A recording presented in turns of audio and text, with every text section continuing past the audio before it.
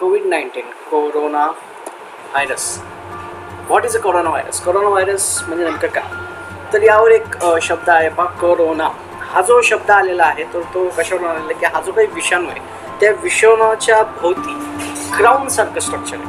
त्या क्राऊन शब्दावरून याला नाव दिलेलं आहे कोरोना. आणि त्यानंतर WHO म्हणजेच वर्ल्ड हेल्थ ऑर्गनायझेशन याला नाव दिलं कोविड-19. आता कोविड हा जो शब्द आहे तो कसा तयार झाला आहे? को मीन्स कोरोना, को स्टँड फॉर कोरोना. त्याच्यानंतर VI मीन्स व्हायरस. त्यानंतर डायजेस.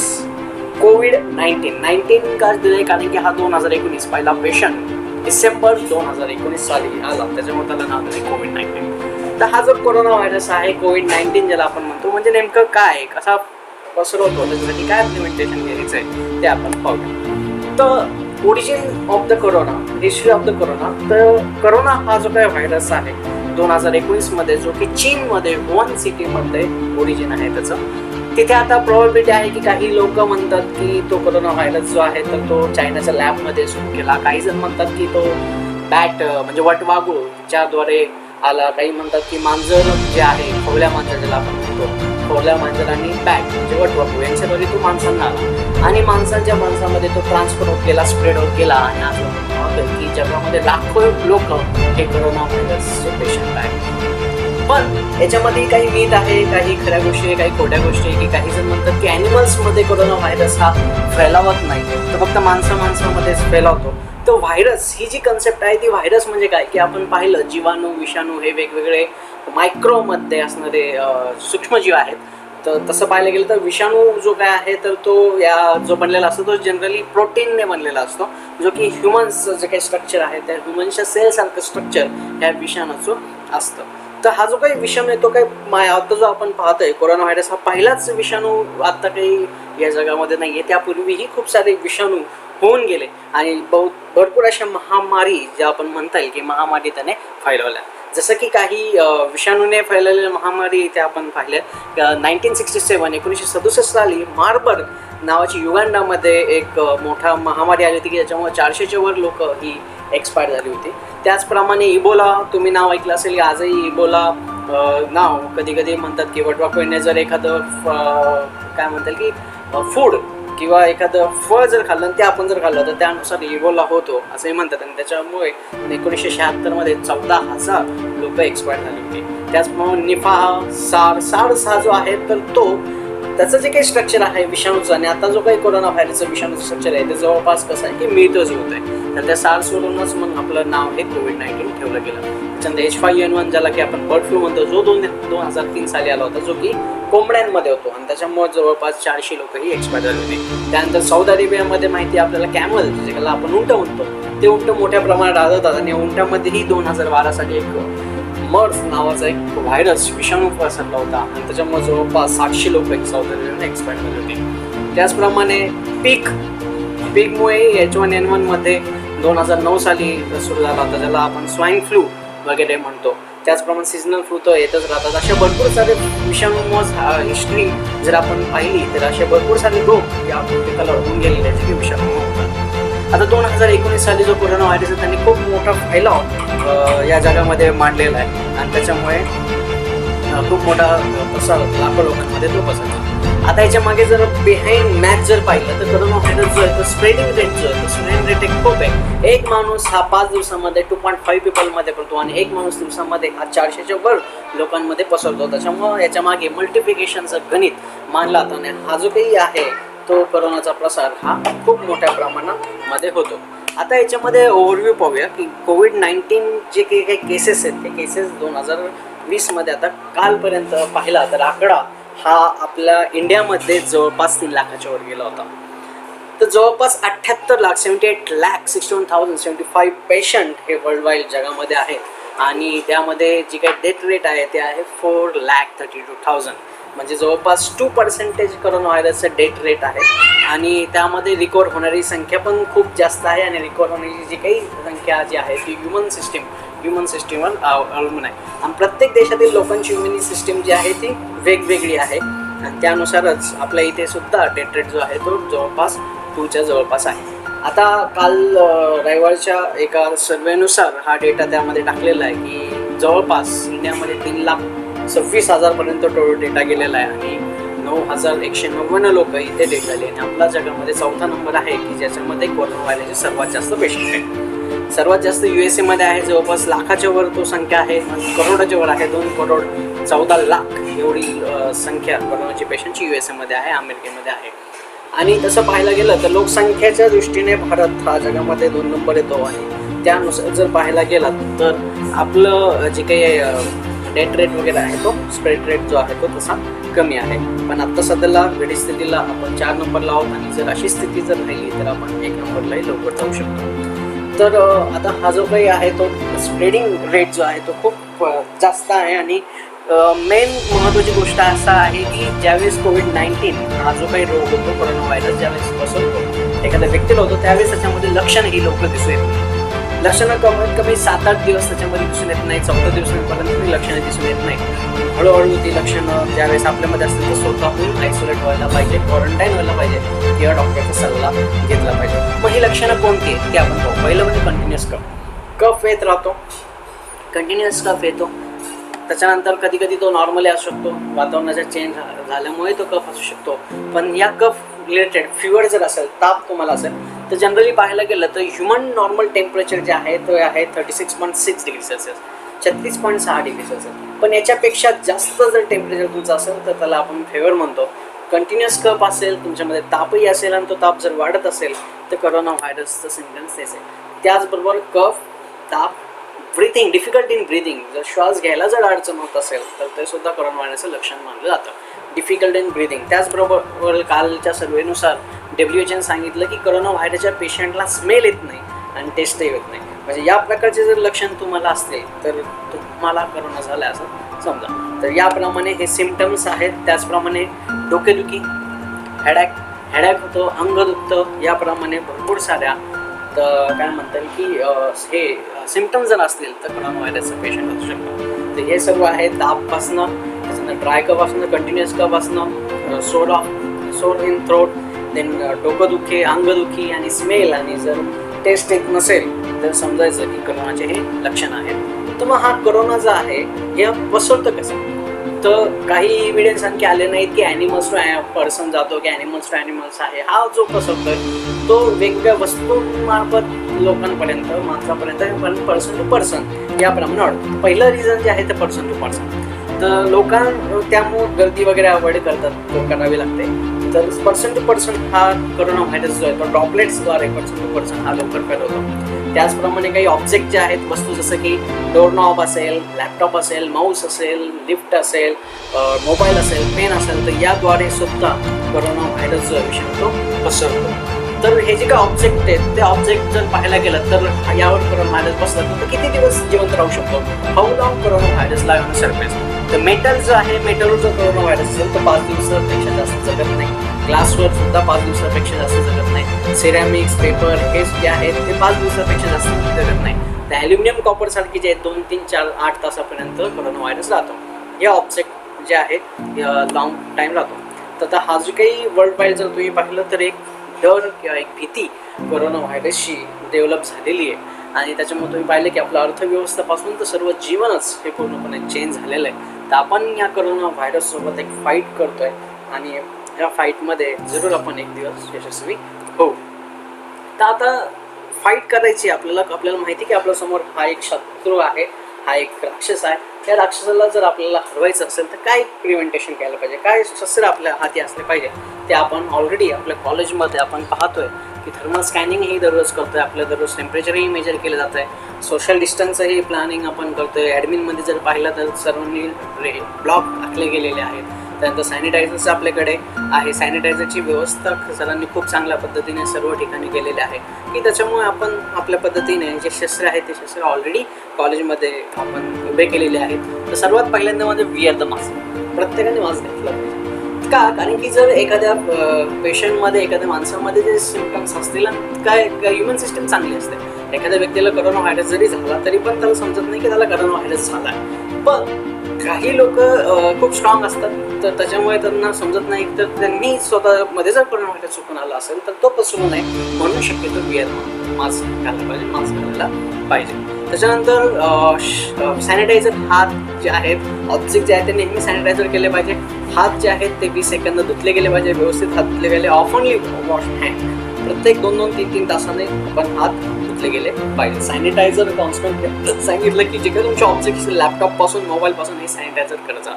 दिवसातून 1-2-3 तासानंतर हे सॅनिटायझर वस्तू केल्या गेल्या पाहिजे, कारण की सांगता येत नाही भरपूर सारे लोक कुठून येतात, कसे येतात आणि कुठून कसं करोना व्हायरस फैलं हे सांगता येत नाही. आपल्याकडे एक व्हिडिओ येतो, पाहूया. त्याच्यानंतर आपल्याला शक्यतो क्लोज डिस्टन्स जे आहे ते आपल्याला अवॉइड करायचं आहे. तर ज्यावेळेस आपण एकमेकांसोबत बोलतो तर कमीत कमी 1 मीटर 2 मीटरने अंतर ठेवलं पाहिजे. करोना व्हायरसचा पेशंटपासून तर दूरच राहायला पाहिजे, पण जवळपास आपल्यामध्ये सुद्धा हे डिस्टन्स आपण मेंटेन केलं पाहिजे. शक्यतो गर्दी करायची नाही आहे. अवॉइड द क्राउडेड प्लेसेस असतील, बाजार असेल तर शक्यतो तिथे जाणं आपलं टाळायचं आहे. ट्रान्सपोर्टेशन हे टाळायचं आहे. आपल्याला ट्रॅव्हलिंगसुद्धा मॅक्झिमम जेवढं टाळता येईल तेवढं टाळायचं आहे. शक्यतो घरीच राहायला पाहिजे. स्टे ॲट होम ते सर्वात सेफ आहे आणि त्याच्यामुळे कोरोना व्हायरससोबत आपण लढू शकतो. आता आपल्याकडे नेहमीच मी नमस्ते करतो, हे हँडशेकची पद्धत, ही फॉरेन पद्धत आपल्याकडे आलेली आहे. तर अवॉइड द हँडशेक जे आहे ते आपण शक्यतो अवॉइड केलं पाहिजे. नमस्ते वगैरे याप्रमाणे आपल्या नमस्तेच यूज केलं पाहिजे. जर एखाद्याला वाटलं की आपल्यामध्ये कोरोनाचे सिम्पटम्स आढळतात, लक्षणं आढळतात, तर त्यांनी जरूर हेल्पलाईनला नंबरला कॉल करू शकता किंवा डॉक्टर तुमच्याकडे येतील आणि तुमची चेकिंग होईल. त्याचप्रमाणे आपल्या पद्धतीने एक आरोग्य सेतू नावाचं जे ॲप आहे ते ॲप डाउनलोड करून ठेवा. त्या ॲपवरही आपल्याला समजतं की आपल्या 2 किलोमीटर, 4 किलोमीटर, 6 किलोमीटर कोणी पेशंट आहे का नाही, आणि ते आरोग्य सेतू आपल्याला खूप ॲडव्हान्टेजेस आणि फायदे करून देणारं ॲप आहे. मग आता हे जर पाहिलं आपण तर बेसिक काय की प्रत्येकाच्या ह्युमन सिस्टीमवर डिपेंड आहे की त्याला कोरोना व्हायरस होणार का नाही. कोरोना व्हायरस न होण्यासाठी आपली ह्युमन सिस्टीम जी आहे ती खूप स्ट्रॉंग पाहिजे.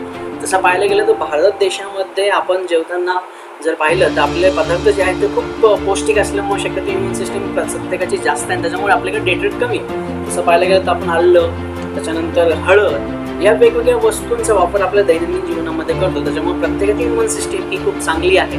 तर तरीसुद्धा आपली ह्युमन सिस्टीम जर चांगली करायची असेल तर आपल्याकडे 5 पर्याय आहे. पहिलं म्हणजे स्लीप, चांगलं झोपलं पाहिजे. चांगलं म्हणजे 7 ते 8 तास नॉर्मल माणसाने झोपलं गेलं पाहिजे. 8 तास ते 9 तास मॅक्झिमम दररोज तेवढी झोप झाली पाहिजे. सेकंड आहे हेल्दी डाएट. बाहेरचं शक्यतो आणखी एव्हिडन्स झालं नाही की अन्नाद्वारे फूड ज्यावेळेस आपण खातो तर ते खाण्याच्या मार्फत कधी होत, पण हेल्दी डाएट घेतलं पाहिजे. तेलकट वगैरे शक्यतो अवॉइड केलं पाहिजे. त्याच्यानंतर डेली एक्सरसाइज, कमीत कमी ॲटलिस्ट 20 मिनिट डेली एक्सरसाइज केलं पाहिजे. योगासनं म्हणा, मेडिटेशन म्हणा किंवा इतर जे एक्सरसाइज आहे ते एक्सरसाइज केलं गेलं पाहिजे. ड्रिंकिंग अँड स्मोकिंग अवॉइड केलं पाहिजे. आता यामध्ये तुम्ही म्हणाल की ड्रिंकिंगमध्ये अल्कोहोल आहे, ते अल्कोहोल घेतलं तर आतमधले कोरोना व्हायरस म्हणतील, पण हे अल्कोहोल ड्रिंकिंगमध्ये जे यूज केला तर ते इथेनॉल आणि जे की सॅनिटायझरमध्ये केला तर ते वेगळं अल्कोहोल आहे. त्याच्यामुळे त्याचा काही संबंध नाही आहे एकमेकाशी. शक्यतो अल्कोहोलही पिऊ नका आणि सॅनिटायझरही पिऊ नका. It is injurious to the health. तर ह्या ज्या काही गोष्टी त्या आपल्या शरीरात वाढल्या पाहिजे. Vitamin C, vitamin E, zinc, beta carotene, omega 6. आता व्हिटॅमिन सी जो आहे तो आवळा झालं, संत्री झालं, लिंबू झालं, याप्रमाणे जर आपण खाल्लं तर त्याप्रमाणे आपलं व्हिटॅमिन सी वाढतं. व्हिटॅमिन ई जर तुम्ही पाहिलं तर शेंगा, बदाम म्हणजे शेंगदाणे वगैरे आपण खाल्लं तर व्हिटॅमिन ई वाढतं. झिंक जर पाहायला गेलं तर चनामध्ये मॅक्झिमम आहे, काजूमध्ये आहे, विथ झिंक वाढतं. बेटा कॅरोटीन सर्वांना माहिती आहे की गाजर, भोपळा, हिरव्या पालेभाज्या ह्या ज्या काही गोष्टी आहेत त्याच्यामधून बेटा कॅरोटीन येतं. ओमेगा 6 म्हणजे सी फूड, जनरली फिश आणि ॲक्रोडमुळे या गोष्टी, ॲक्रोड आणि फिशमुळे ओमेगा 6 आपल्या शरीरामध्ये वाढतात. ते ह्या ज्या काही गोष्टी आहेत ते या गोष्टी जर आपण पालन केलं तर आपली ह्युमन सिस्टीम ही स्ट्रॉंग राहील आणि कोरोना व्हायरस जरी जवळ आला तरी पण आपल्या शरीरामध्ये तो घुसू शकणार नाही आणि तो आपण अवॉइड. मॅक्झिमम ह्या गोष्टी करायच्या. कॉन्टॅक्टमध्ये यायचं नाही आहे. हे अल्टरनेटिव्ह वेव्ज जे आहेत ते वेव्ज आपल्याला करायचं. हँडशेकच्या ऐवजी नमस्ते वगैरे, हाऊ आर यू वगैरे, गुड, हा, नाही, याप्रमाणे करायचं आहे. तर जेवढे तुम्ही अल्टरनेटिव्ह यूज कराल तेवढं चांगलंच आहे. आता काही गोष्टी लोकांच्या मनामध्ये भीती असते की मीच काय आहे. तर पहिलं आहे की सनलाईटमुळे कोरोना व्हायरस आपल्याकडे एक होतं की उन्हाळा आला की आपल्याकडे उन्हाळा खूप स्ट्रॉंग राहतो आणि करोना व्हायरस मरून जाईल, करोना व्हायरस वाढणार नाही. पण there is no any evidence to sunlight. तर सनलाईटमुळे जे काही व्हायरसेस येतात पृथ्वीवर ते कुठून येतात, तर जनरली जे काही धूमकेतू पृथ्वीवर येत असतात, जेव्हा त्याच्या जवळून जात असतात, तर त्यावेळेस तो स्वतः येताना काही व्हायरसेस येतात. आणि डार्विनचा सिद्धांत आहे आपल्याकडे पहा की जर तुम्ही चेंज झालात, प्रतिकूल परिस्थितीनुसार जर चेंज झालात तरच तुम्ही जगाल, नाही तर तुम्ही मरा. जसं की डायनोसर असं म्हटलं होतं की उल्का पडला आणि डायनोसर संपले, हे चुकीचं आहे. ॲक्च्युली पाहायला गेलं there is no an evidence. पण त्यावेळेस डार्विनचा सिद्धांत डायनोसरने ऐकला नाही किंवा डायनोसरला शिकवला गेला नाही, तर त्याच्यामुळे डायनोसरांचा अंत झाला. जसं की जर उन्हाळा खूप असेल आणि आपण विंटरमधले हिवाळ्यातले जर कपडे घालून फिरलो तर नक्कीच आपलं आयुष्य कमी होईल. किंवा हिवाळा आहे आणि आपण कपडे न घालता हिंडत फिरत बसलो तर नक्कीच आयुष्य कमी होईल. तर त्यामुळं प्रत्येक परिस्थितीमध्ये स्वतःहून चेंज झालं तरच तुम्ही टिकाल, हे डार्विनने सांगितलेलं आहे. तर इथे सुद्धा हा जो काही विषाणू आहे तर विषाणूवर लवकर व्हॅक्सिन काय येत नाही, कारण की तो स्वतःमध्ये चेंजेस करतो. त्याने प्रत्येक डार्विनचा सिद्धांत ऐकलेला दिसतोय, शिकलेला दिसतोय. तर त्याच्यामुळे त्याच्यावर लवकर व्हॅक्सिन जी आहे ती व्हॅक्सिन सापडत नाही आहे. आणि दुसरी आपली ह्युमन बॉडीचा जो सेल्स आहे आणि जो काही बाहेरचा जो करोना व्हायरसचा जो सेल्स आहे तो एकदम मॅच होतो आणि तो त्याला ॲब्सॉर्ब करतो आणि त्याच्यामुळे तो लवकरात लवकर ह्युमन टू ह्युमन पसरतोय. बाकीचे जे व्हायरस आहेत ते व्हायरस आपल्या ह्युमन बॉडीला येतात, टच होतात, पण ते अडून पुन्हा फेकले जातात. पण हा डायरेक्टली कॅच करतो आणि त्याच्यामुळे करोना व्हायरस वाढतो. तर इथे कोणताही इव्हिडन्स नाही आहे की टेम्परेचरमुळे करोना व्हायरस मरतो, तर हे खोटं आहे. इटिंग मँगोने करोना व्हायरस मिळतो, इथे सुद्धा काही इव्हिडन्स नाही आहे की व्हेजिटेबल्स का तुम्ही डाएट करा इम्युन सिस्टीम वाढते. पण मँगो खाल्ल्याने काही आपल्याला करोना व्हायरसवर लस आहे ते असं काही नाही. चिकन खाल्ल्याने होतं असंही काही नाही. आपण हायजीन फूड खाल्लं पाहिजे, चिकन मटन नाही खाऊ शकता, पण ते व्यवस्थित कुक केलेले पाहिजे.